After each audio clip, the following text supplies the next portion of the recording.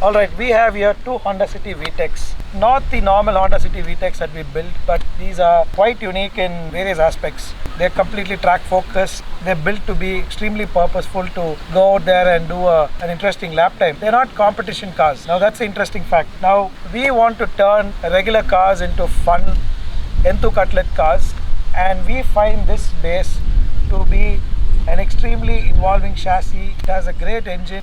Like our pedigree speaks a lot about Honda Cities that we have built. These cars are the pinnacle of what we've developed over the last 11 years. These cars, like I just said, particularly don't fall under any category of racing regulations. These are cars built for just solely one single purpose, which is to have a lot of fun. Nothing else.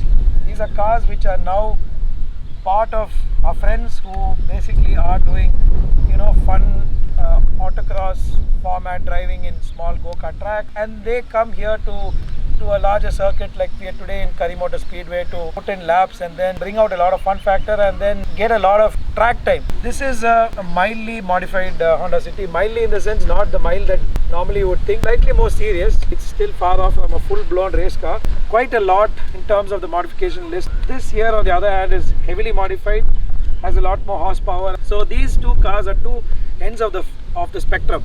One a lot more affordable and one a little bit more extreme but massive fun. So this car started life as a base, as a super stock. We never built this car for competition from day one. It was purely intended to be a super stock, a regulated car, but just to be on a racetrack to go out and have fun.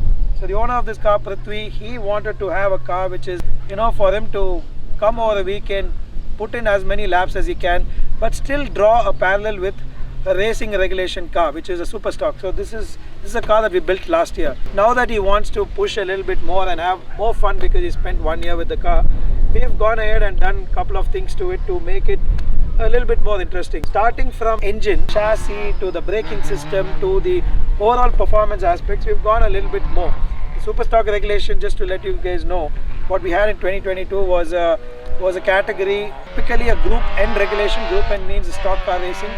So it was essentially a stock engine underneath with intake, exhaust, ECU, suspension, brake upgrade, the final drive, and couple of things which are to control the horsepower and then to make affordable racing possible. Now this car, on top of that, we've added a rear disc. We've gone a little bit more on the engine.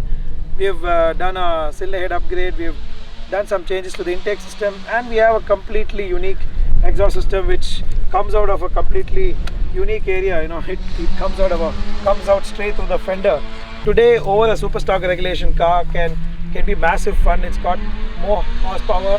Also, I forgot, we have a closed ratio gearbox now compared to the standard gearbox that the car originally had last year. On a racetrack like Coimbatore, you almost max out your fifth gear. So with increased horsepower and with the right gearing and with the dynamics in place where we've done a few tweaks on the chassis, this car is a blast. It's about 2.5 seconds quicker than a conventional super stock regulated car. A whole lot of fun that's dialed into the overall package. Doesn't require any high maintenance, doesn't need any high octane fuel. It just runs on absolutely regular pump gas, and it can run your regular fluids and things like that, yet it's modified. So that makes it the perfect track day car. Go out to a racetrack, do how many hour laps that you want to do. You want to do like 50, 100 laps a day. Worry about replacing is your tires and your brake pad. So it's an absolute boon to drive.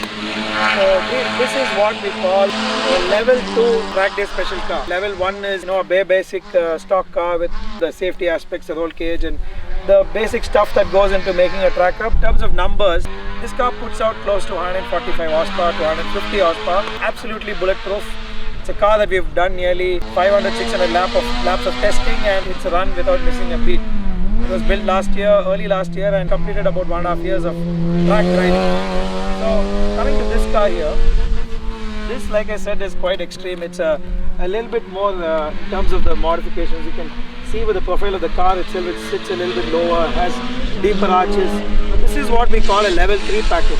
Internals on the engine, pistons and all the stuff that goes into it with the camshaft, full-blown cylinder head, manifold, intake and a very unique exhaust system and larger injectors and all the works with an LSD. Now it has rear disc and it has really meaty pads and rotor combination in the front. It sits on 15-inch tires. It has a Motorsport damper, both these cars. In fact, but this car slightly bit more optimized to get a little bit more out of the chassis, tweak the underpinnings of the car quite a bit. This here is a car that puts out over 180 horsepower. I would say shy under 190.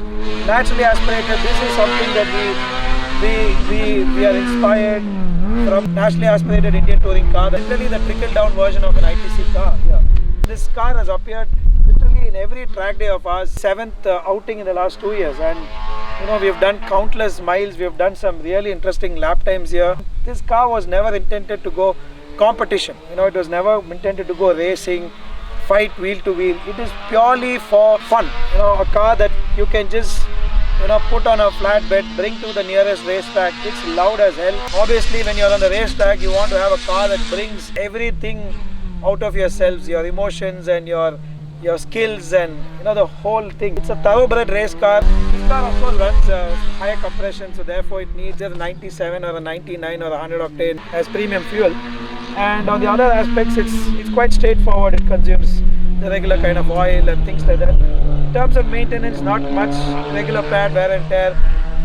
It's the same engine that we built 2 years ago roughly, and it's probably done about 3,000 kilometers on the track or probably more.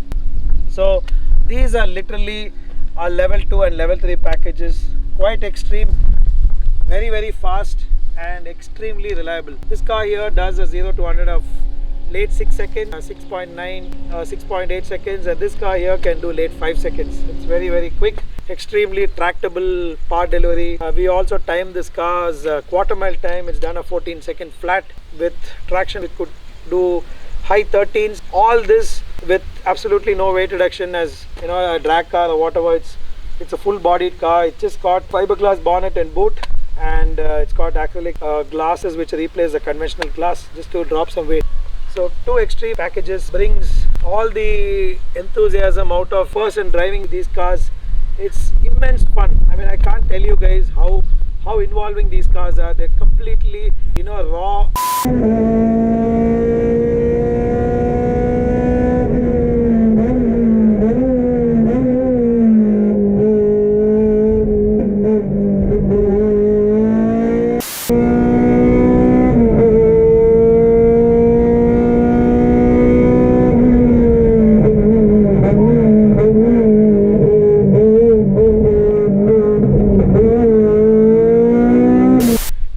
Generation where we have electric cars and we have cars with a lot of electronic interference, a proper stick shift box with just the mechanical bits that is required to get the car to do a fantastic lap time and perform beautifully on a racetrack. I'll just show you guys what we have underneath, what the stuff is in the car. It's quite simple with a unique intake system. Most of the things that we sell as our package are strut bars and regular plug and play parts. And it's got the standard radiator, it's got everything OEM spec. It's even got the standard master cylinder, the whole bunch, even the standard OEM harness, which of course is now running on a standalone ECU. It's got vented rotors with a very unique set of pads and rotor combo. On the rear, it's got a rear disc, which is also a conversion option that we give for Honda customers. And it's a plug-in part that we've developed. It improves braking by a massive margin. It really allows the car to squat under hard braking and stay very very composed on a straight line, and gives you immense confidence to turn really late, brake late and turn hard. So pretty much it with a standard looking car on the outside, although it's got more track width and a whole bunch of other stuff. So this here, the level 2 car, a few notches above a standard super stock car. This has a little wacky stuff. It has, I mean, look at this exhaust system. It's quite unique. It goes all the way there and comes out to the fender. We still retain the original intake manifold with a unique intake. You know, everything else which is standard, it's got again our bespoke standard parts that we sell for the Honda City VTEC fiberglass bonnet.